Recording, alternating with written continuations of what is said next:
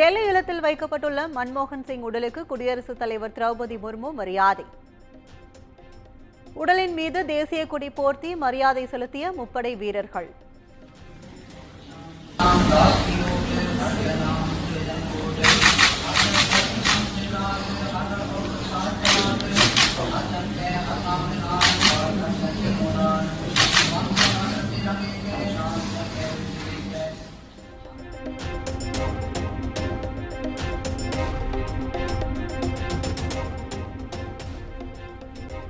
டெல்லியில் வைக்கப்பட்டுள்ள மன்மோகன் சிங் உடலுக்கு பிரதமர் மோடி நேரில் அஞ்சலி.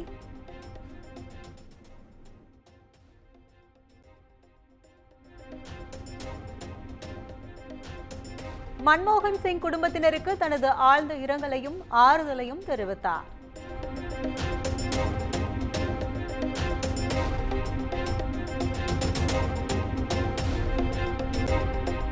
முன்னாள் பிரதமர் மன்மோகன் சிங்கின் இறுதி ஊர்வலம் நாளை காலை 9:30 மணிக்கு நடைபெறும் என அறிவிப்பு.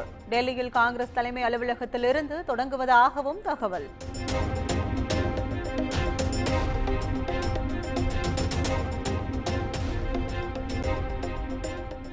மன்மோகன் சிங் உடலுக்கு மத்திய உள்துறை அமைச்சர் அமித்ஷா உள்ளிட்ட பாஜக மூத்த தலைவர்களும் அஞ்சலி. தலைவர்கள் அஞ்சலிக்கு பின் மக்கள் அஞ்சலிக்காக காங்கிரஸ் தலைமை அலுவலகத்தில் நாளை உடல் வைக்கப்படுகிறது.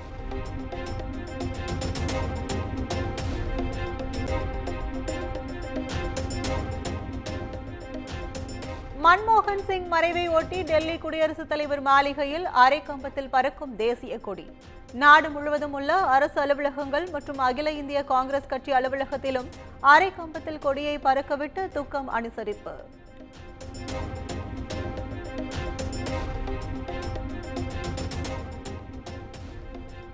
மறைந்த முன்னாள் பிரதமர் மன்மோகன் சிங்கின் உடலுக்கு ராகுல் காந்தி, பிரியங்கா காந்தி உள்ளிட்டோர் நேரில் அஞ்சலி. காங்கிரஸ் தேசிய தலைவர் மல்லிகார்ஜுன கார்கே உள்ளிட்ட மூத்த தலைவர்களும் மலர் வளையம் வைத்து அஞ்சலி செலுத்தினர்.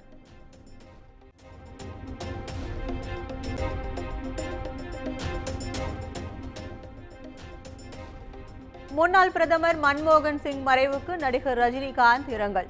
மன்மோகன் சிங் மிக அற்புதமான மனிதர், சிறந்த பொருளாதார நிபுணர் என புகழாரம்.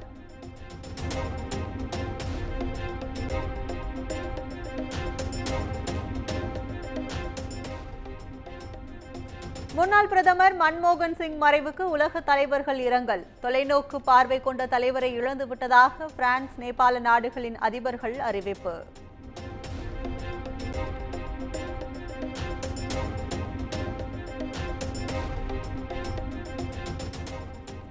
ஆரணி, காஞ்சிபுரம், பண்ருட்டி உள்ளிட்ட அண்ணா பல்கலைக்கழக உறுப்பு கல்லூரிகளில் பட்டம் வழங்கும் விழா ஒத்திவைப்பு. முன்னாள் பிரதமர் மன்மோகன் சிங் மறைவை அனுசரிக்கும் வகையில் அறிவிப்பு.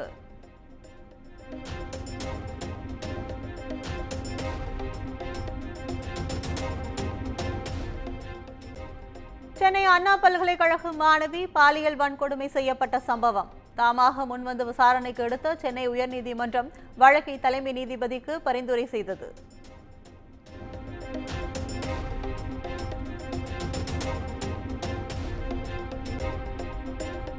மாணவி பாலியல் வன்கொடுமை வழக்கில் முதல் தகவல் அறிக்கையை காவல்துறை வெளியிடவில்லை. சென்னை உயர்நீதிமன்றத்தில் அரசு தலைமை வழக்கறிஞர் விளக்கம்.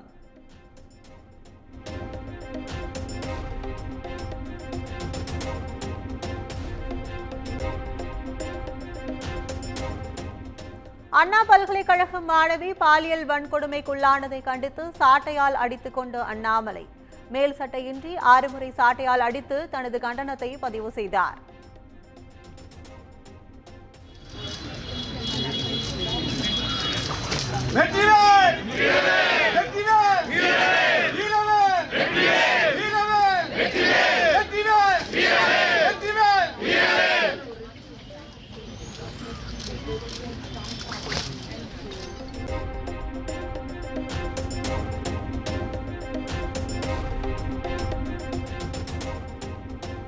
சாட்டையால் அடித்துக் கொண்ட அண்ணாமலையின் செயல் கேலி கூத்தானது. திமுக அமைப்பு செயலாளர் RS பாரதி விமர்சனம்.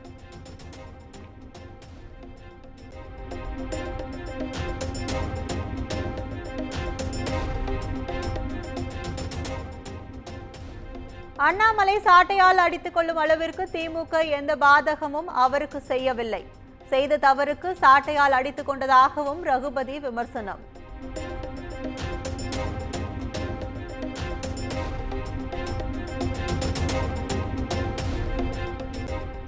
குற்றச்சம்பவங்களை கண்டித்து வரும் காலங்களில் போராட்டம் தீவிரப்படுத்தப்படும். தன்னை தானே சாட்டையால் அடித்து போராட்டம் நடத்திய பின் அண்ணாமலை பேட்டி.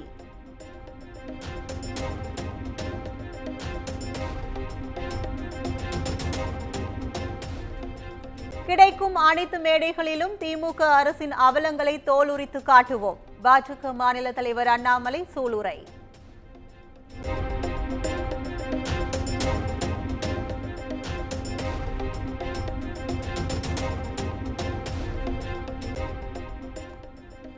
பாலியல் வழக்கில் போலீசாரின் நடவடிக்கையால் மாணவி திருப்தி அடைந்ததாக எப்படி கூற முடியும்? தமிழக அரசுக்கு அண்ணாமலை கேள்வி.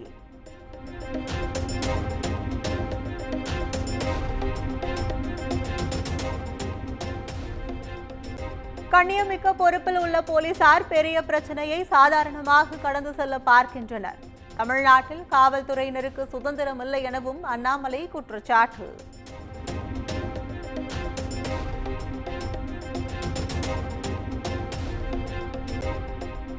பதவி என்பது வெங்காயம் போன்றுதான், உரிக்க உரிக்க ஒன்றும் இருக்காது. வெங்காய பதவி என தான் கூறியது குறித்து எழுந்த விமர்சனத்திற்கு அண்ணாமலை பதில்.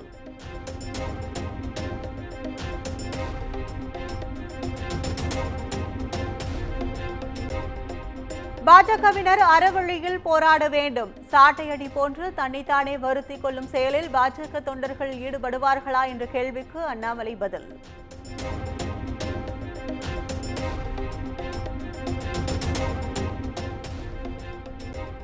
வன்கொடுமை விவகாரத்தில் எடப்பாடி பழனிசாமியும் அண்ணாமலையும் அரசியல் செய்வதாக RS பாரதி குற்றச்சாட்டு.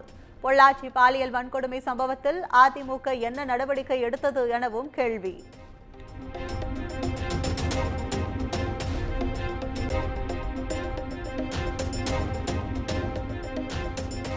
அண்ணா பல்கலை மாணவி வன்கொடுமை செய்யப்பட்டது எதிர்பாராத துரதிருஷ்டவசமானது சம்பவம். சம்பவத்திற்கு வருத்தம் தெரிவித்த அமைச்சர் கோவி செழியன்.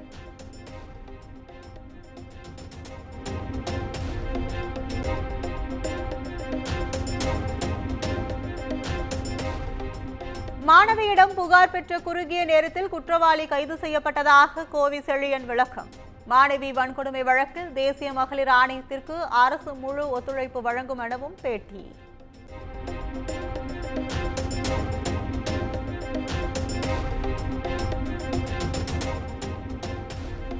குற்றவாளி ஞானசேகரன் பல்கலை வளாகத்திற்குள் நாள்தோறும் வந்து சென்றது விசாரணையில் தெரியவந்துள்ளது. ஞானசேகரனின் மனைவி பல்கலையில் பணியாற்றி வருவதாக கோவி செழியன் தகவல்.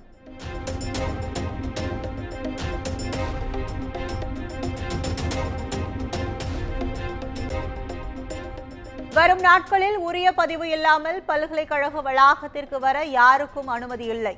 அமைச்சர் கோவி செழியன் திட்டவட்டம்.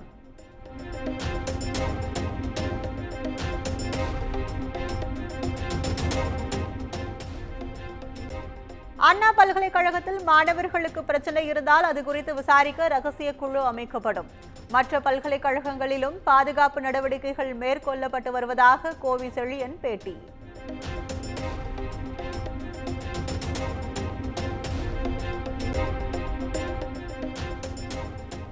ஜனவரி இறுதிக்குள் அனைத்து பல்கலைக்கழகங்களிலும் மாணவர்களுக்கு பாதுகாப்பு உறுதி செய்யப்படும்.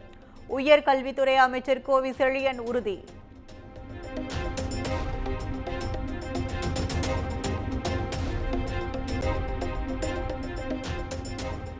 மாணவி வன்கொடுமை செய்யப்பட்ட விவகாரம் அரசியலாக்கப்படுவதாக அமைச்சர் கோவி செழியன் குற்றச்சாட்டு.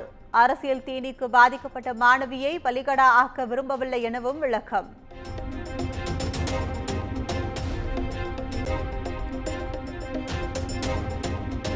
அண்ணா பல்கலைக்கழக பதிவாளர் மற்றும் துறைசார் செயலாளருடன் உயர்கல்வித்துறை அமைச்சர் கோவி செழியன் ஆலோசனை. பல்கலைக்கழகங்கள் மற்றும் கல்வி நிலையங்களில் எடுக்கப்பட வேண்டிய பாதுகாப்பு நடவடிக்கைகள் குறித்து கேட்டு அறிந்தார்.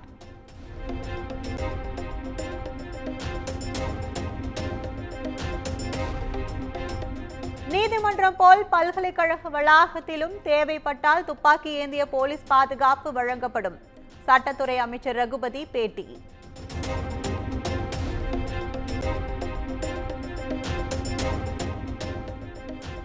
மாணவி பாலியல் வன்கொடுமை விவகாரத்தை தாமாக முன்வந்து விசாரிக்கிறது சென்னை உயர்நீதிமன்றம். வழக்கை இன்றே விசாரிப்பதாகவும் அறிவிப்பு.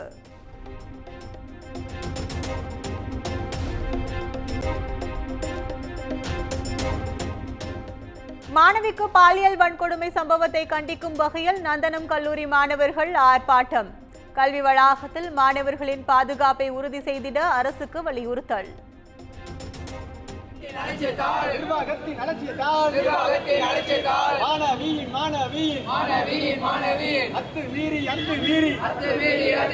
பாலியல் வன்கொடுமை கண்டிக்கின்றோம்.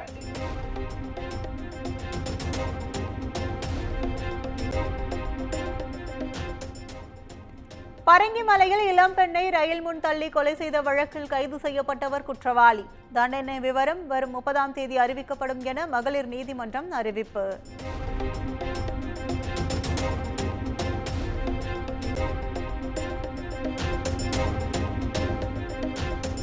தமிழ்நாடு, புதுச்சேரி, காரைக்காலில் ஜனவரி 2ஆம் தேதி வரை மிதமான மழைக்கு வாய்ப்பு. சென்னையில் அடுத்த 48 மணி நேரத்திற்கு மிதமான மழை பெய்ய வாய்ப்புள்ளதாக வானிலை ஆய்வு மையம் தகவல்.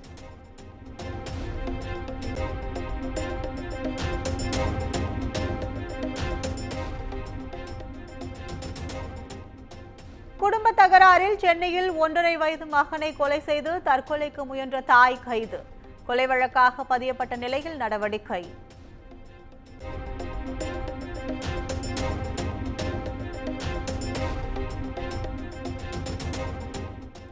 போலி கல்வி சான்றிதழ் வழங்கிய வழக்கில் ஓய்வு பெற்ற IAS அதிகாரி சென்னையில் கைது. சென்னை அண்ணா நகரில் வசித்து வந்த ராதாகிருஷ்ணன் என்பவரை கைது செய்து ஹரியானா போலீசார் நடவடிக்கை.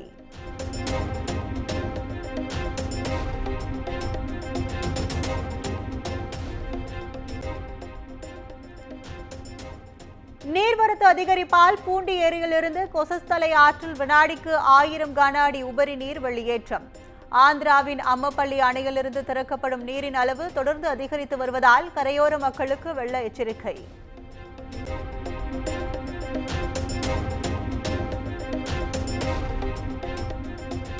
தஞ்சையில் மழையால் பாதிக்கப்பட்ட கருக்கா நெல்லை தரையில் கொட்டி விவசாயிகள் போராட்டம்.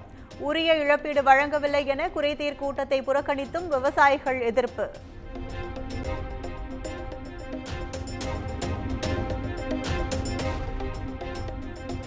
திருவாரூர் கோவில்வெண்ணி சுங்கச்சாவடியை முற்றுகையிட்டு விவசாயிகள், வாகன ஓட்டுநர்கள் உள்ளிட்ட சங்கங்கள் போராட்டம். சுங்கச்சாவடிக்கு 60 கிலோமீட்டர் சுற்றளவுக்குட்பட்ட வாகனங்களுக்கு சுங்க கட்டணத்தில் விலக்களிக்க கோரிக்கை. கிருஷ்ணகிரி அருகே மேல்மருவத்தூர் கோயிலுக்கு பக்தர்கள் சென்ற பேருந்து பள்ளத்தில் கவிழ்ந்து விபத்து. விபத்தில் படுகாயமடைந்த 40க்கும் மேற்பட்டோர் ஊத்தங்கரை அரசு மருத்துவமனையில் அனுமதி.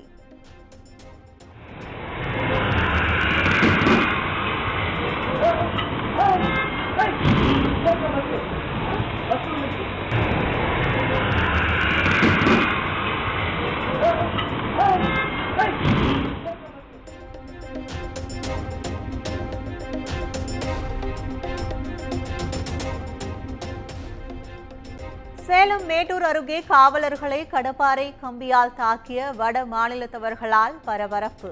வட மாநில சுற்றுலா பேருந்தில் சோதனையில் ஈடுபட்ட போது மது போதையில் தாக்கிய 2 கைது.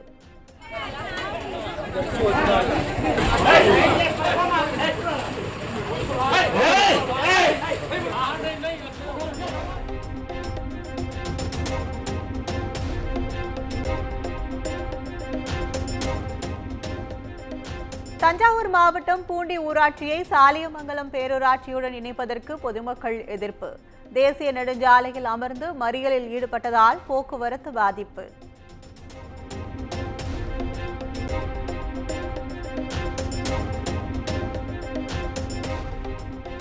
கடலூர் மாவட்டம் பண்ருட்டியில் எல்லன்புரம் ஊராட்சியை நகராட்சியுடன் இணைக்க கிராம மக்கள் எதிர்ப்பு. சென்னை கும்பகோணம் சாலையில் கிராம மக்கள் மறியல் போராட்டம்.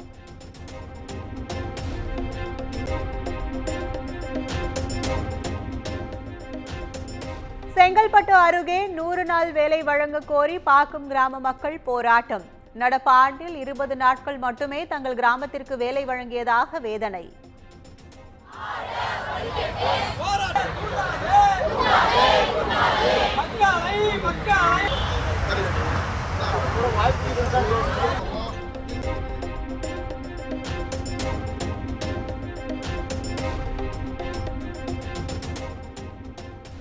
திருவண்ணாமலை அருகே மின்வாரிய ஊழியர்களின் அலட்சியத்தால் அறுந்து கிடந்த மின்கம்பியை மிதித்த விவசாயி உயிரிழப்பு. புகார் அளித்தும் நடவடிக்கை எடுக்கவில்லை என கூறி உறவினர்கள் போராட்டம்.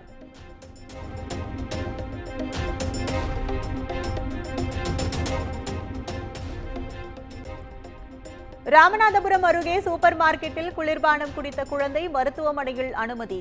காலாவதியான குளிர்பானங்களை பறிமுதல் செய்து அதிகாரிகள் நடவடிக்கை.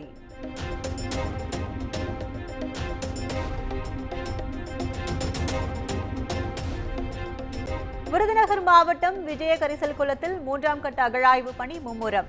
சுடுமண்ணால் ஆன முழுமையான பானைகள், தட்டுகள் கண்டெடுக்கப்பட்டுள்ளதாக அதிகாரிகள் தகவல்.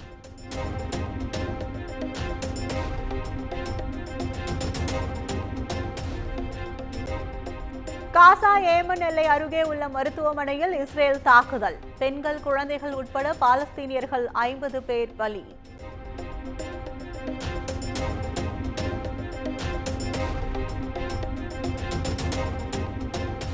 சொர்க்கவாசல் திரைப்படத்திற்கு தடை விதிக்க உயர்நீதிமன்ற மதுரை அமர்வு மறுப்பு. படத்தில் வீரபாண்டிய கட்டபொம்மனை பற்றி தவறாக சித்தரிக்கப்பட்டுள்ளதாக தாக்கல் செய்யப்பட்ட மனுவில் உத்தரவு.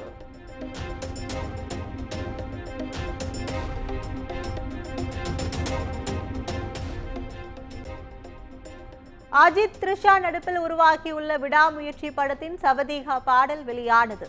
இப்பாடலின் லிரிக்கல் வீடியோ இன்று மாலை 5 மணிக்கு வெளியாகும் என படக்குழு அறிவிப்பு.